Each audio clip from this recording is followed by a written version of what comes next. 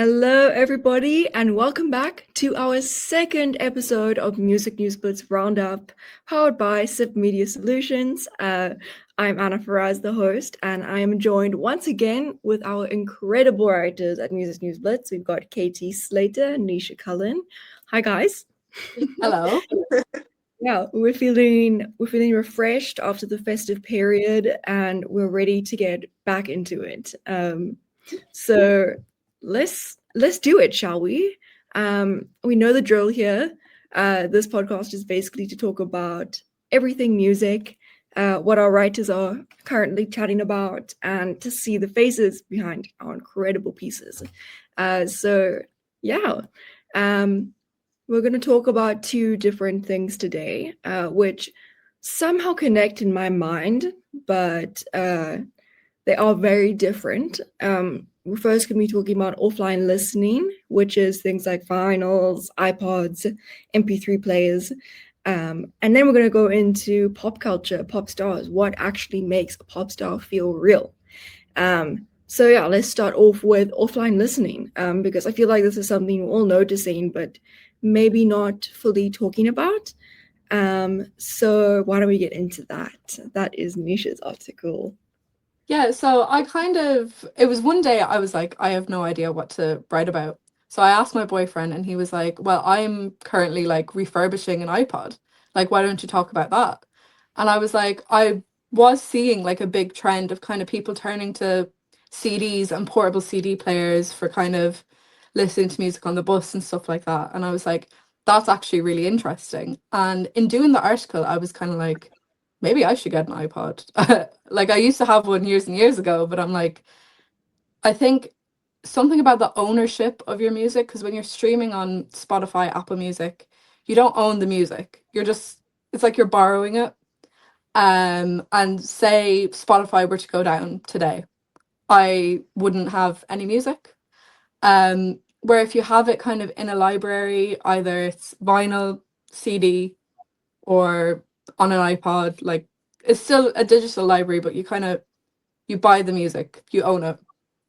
So I found it so interesting because it just like it's not something you really think about because it's so easy to click on Spotify and you can download a playlist so you can listen to it on a plane. Where I think there's something more special about owning your music. And I was home for the Christmas and I had like it's not huge, but I had like a good few vinyls and I was like, I don't utilize these as much as I probably should. And it's also a great way to kind of more directly support an artist is buying their music as opposed to streaming it. So I think it's definitely on the rise. I mean, I'm seeing it a lot on TikTok, a lot on social media, and I think it's a new way of going back to the old way. Yeah, it's so fascinating because I mean, we've kind of made a complete turnaround. I mean, I also have, like you were saying, I've got a vinyl, a few vinyls, but I've stopped using it, and I'm thinking, why is that the case? And I think it's interesting because, especially being Gen Z, we're often so online and everything like that. So why do you think there's now, I guess, this urge to have this offline listening element in our lives? So, like you said, as Gen Z, we're online a lot. It's a lot of us, it's our jobs, it's our hobby to relax. We scroll on TikTok or something. At least I would anyway. Um, and so when you're using like a streaming platform, there's a lot of noise. You're getting notifications from other apps. You're getting, Spotify, you have pop-ups and it's like, oh, check out this new playlist we just made. That's exactly what you want to listen to right now. And it's like, well, how do you know that? Um, so if you switch to kind of a thing that's just for music, that's all it has. It just has music. You can switch off, you can enjoy the music, um, just as it is. And I think that's definitely a big driving factor towards switching off and just listening to music to listen to music. Absolutely. I mean, I think, yeah, we've been, guys, we are constantly connected. And I think that's such a beautiful way to put it as well and see it. I would love to, I mean, after reading your article, I was like, I want to go get an iPod now. Yeah, Because, I looked at it and they're actually so expensive now. really? Because they're on the rise again and they stopped.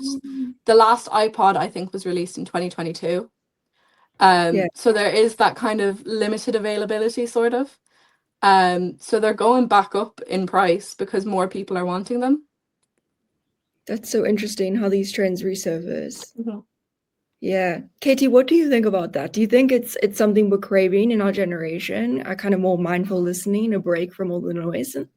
I think definitely. I think because obviously, like Gen Z, we were raised with the internet, really. But I think people are starting to notice now that not just with music, with everything, that maybe being online all the time isn't actually great for us. Like you obviously get that constant, instant dopamine, and I think the same with like going on Spotify. Like everything's so instant; it's all at the tips of our fingers that we don't, you don't get that build in the same way. So you just get, your brain gets flooded with all the happy chemicals straight away. And I think you don't really curate your music in the same way then. Whereas when you've got like something tangible in your hand, it feels like you own it, but it also feels like you're really consciously making that choice to listen to it, like particularly if it's a vinyl or something, that you're really thinking about what you're in the mood for. And I know, Nisha, you said in your article as well, you start consuming things in albums more, which I think's a big thing as well, because obviously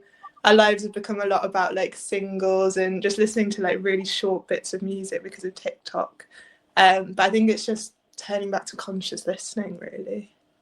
Yeah, absolutely. When was the last time you guys listened to an entire album back to front without getting distracted by Spotify saying, hey, try this song out? Or because I mean, we're all music lovers here. And I think having that tangible aspect makes us truly appreciate the music. Do you guys, I mean, what are your listening habits? I do use Spotify a lot, but I'm trying to use it less, to be honest. I have a vinyl player, so I think I really would like to move back towards that. I've still kept all my CDs as well, so maybe I should invest in a CD player, because I think everyone knows there's issues with Spotify and instant streaming all the way through it. So I think I definitely want to change my habits a bit. Yeah. I'm quite the same. I use Spotify a lot. Recently, I've started trying to kind of challenge myself to listen to full albums. So I have like a wheel that I spin, and it gives me a number. And there's an article from the Rolling Stones that has the 500 greatest albums, and whatever number it lands on, I listen to that album in full. And I've been really enjoying that, just to kind of listen to a body of music as it was intended. Mm. I don't love all of them, but Yeah. that's kind of the purpose of it, to kind of see what I do like. Mm-hmm. Definitely. It almost feels like an album is a story. It's a narrative, it's a book. I mean, you start with the first song, ends with the final song. And I think in Spotify and Apple Music, whatever we're using, we kind of, I mean, at least for me, when an album is first released, sure, I'll listen to the entire thing, but then I'll add the ones I like and add them to my different playlist and not truly understand that whole storyline of the album. I mean, well, Nisha, what is a recent album you listened to back to front? I actually listened to one maybe an hour ago. I was on the train coming back from the airport, and I listened to Being Funny in a Foreign Language from the 1975. It's one of my favorite albums, and it's 45 minutes long, so it's not very long, and I like every song on it. So I did that quite recently. It's awesome. It kind of forces us to slow down as well, because you're thinking, not too sure about this song, but you're kind of forced to listen to it anyways and truly feel all the production that goes on behind it. I don't know. I love it. So if you guys are ever thinking of getting an iPod to us watching it, I hope we've convinced you, despite the rising prices in an iPod. Act fast, act now. Yeah. Act now before it's too late, guys. Yeah, anyways, I think it's really interesting. It's how the idea of this intentional listening kind of links perfectly into the second article, which is all about authenticity. So this is Katie's article. I mean, if we're being more intentional about how we listen, it also makes us think about who we're listening to and how they connect with us. So we've got two artists that Katie's going to discuss today. Katie, why don't you dive into that? Yeah. So it's about authenticity, my article. So I was thinking about how it's something that's always been important in the music industry. Like, it's not directly just come with the internet, but I think because of the way the music industry is changing now, it's really come back into question again. Particularly with the pop industry now, it's seen as this like very commercial place where people are kind of turned into brands and products rather than just truly being themselves. And I was kind of thinking about different ways that someone can be authentic and how important that still is. So I looked at two artists. I looked at CMAT and I looked at Chappell Roan. I don't know why her name just left my head then. Because they're both obviously massive at the moment. CMAT's really on the rise. And I think they're both loved in some ways for their authenticity, but it's in such a different way. Because CMAT, it's obviously all about her culture, it's about where she's from, and she's gone back to things like really like bringing her accent. I know we spoke about this a bit last week, but bringing the accent to the forefront of the music, even singing in Irish Gaelic, and using bits of folk melodies as well. And it's all because she's kind of tied into this political messaging. And then Chappell Roan is kind of the exact opposite. Like, she's not like Chappell Roan isn't a person, she's a character that's played on stage. But in a way, she's kind of like living the dream of this little girl who's behind Chappell Roan. And I think even though quite often what she's singing about aren't even her real life experiences, and it doesn't in any way like reflect where she's from or the values she was raised with, I think people can really connect to her because they see this is like who she dreamed of being, and she's kind of living a version of herself that doesn't exist but she'd like to. Absolutely. Yeah. I think it's interesting when artists kind of admit that what they're putting on is a performance, with Chappell specifically. Why do you think we sometimes trust artists more when they admit it's a performance? I mean, Chappell has been so successful. Like, what do you think, Katie? I think that really when we say we value authenticity, I think what we actually value is honesty. I don't think we necessarily always need people to be true to themselves as long as they're being honest about that in a way. Even like with songs, I know quite often the biggest hits are ones where people are really going to like detailed stories about what's gone on in their life. But I think what Chappell sings about, like obviously she was singing about getting with girls and stuff before that was even anything she'd experienced. I think, you know, that's still a part of her in a way. Like, it's something she was thinking about. It reflects, you know, a lot of closeted people's experiences. So there is a truth behind it. It's just not necessarily the life she was living at the time. Definitely. I think there's this, I guess maybe there's different types of authenticity and realness. I mean, we've seen that with CMAT and Chappell Roan. And that can be from political reasons, lived experiences, or even fantasies. I mean, Nisha, do you think fans maybe expect too much access to artists' real lives? Or maybe there's a pressure from artists to put that out? I think definitely, like, you see kind of a very kind of personal song that an artist is kind of willing to put out there, and people are delving into, what does this mean? What does that mean? Who is this about? And I think that can be a lot of pressure, but I think kind of just looking for honesty from the people that you're consuming their music, I think that's kind of valid. Like, you don't have to find out every little detail, but if someone's like Chappell Roan is singing about a character, to just be told this didn't happen, but I thought about maybe if it did. That sort of thing. I think that's a completely kind of valid expectation. Yeah. I get what you mean.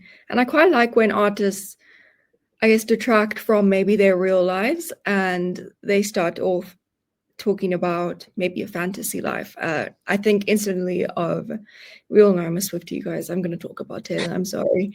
Taylor Swift, Folklore. A lot of those songs are based off stories she made up in her mind, right? And it's still deeply resonated with people. So I think we can reach authenticity and realness, whether that be that person's real lived experiences or maybe an experience they wish they had. Katie, what do you think? Do you think artists feel that pressure? Yeah, I think that the way authenticity works has really changed because of the internet in that sense, because we didn't used to have the same access to the big stars that we do now. So we wouldn't have been as involved in their personal lives. So we wouldn't have necessarily known what, the stories they were saying, if they were true or not. But obviously with Instagram and just like celebrity personas being so much bigger online, I think we have this like access, like behind the scenes access that we didn't have before. And I think what they're singing about, as Nisha said, I don't think it needs to be necessarily always real stories, because it reflects in some way their experience, whether it's happened or not. Yeah, I think that's the beauty of music, I guess. It can be whatever you want it to be, and we've seen both sides of it. So I think we can wrap it up there, guys. I think the big picture question, at least what I'm thinking of, is, are we entering a phase where maybe both fans and artists just want things to feel more intentional, whether that be listening habits, the types of narratives and stories that you bring along with your songs and your art and your music. So that is really something to think about today. I don't know about you, but I'm going to do some serious reflecting after this. But yeah, that is our second episode. We will see you guys next week. And we're so excited to be back. Now, thank you so much, me and Nisha. Have a great day, everyone. See you later. Bye.